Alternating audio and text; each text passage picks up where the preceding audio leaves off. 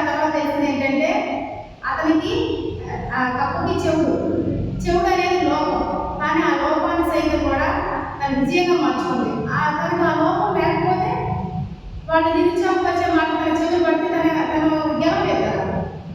ఆ లోపాన్ని సైతం గెలుపుగా మార్చుకుంది, సక్సెస్ అయింది. అలాగే మనము కూడా వద్దు ఎవరైనా చేయలేవు, ఏంది ఇల్లు తిరిగేది, అందరిని అడిగేది, ఊళ్ళ మీద తిరిగేది, ఇలాంటి అన్ని మాటలు నేను ఫేస్ చేశాను. నాకు ఇలాంటి వచ్చినప్పుడు బాగా బాధ వేసేది. నాకు గుర్తొచ్చింది ఫస్ట్ నాకు మా అప్పుడే విషయం అడగాలి, వెంటనే ఫోన్ చేస్తాను.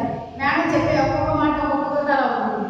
ఎప్పుడైతే మనల్ని నిరుత్సాహపరుస్తారో మా మాట పట్టించుకోవద్దు, నువ్వు చెవిటి కప్పలాగుందని నాకు బాగా ఇన్స్పైర్ చేస్తారు. నేను ఆ మాటలు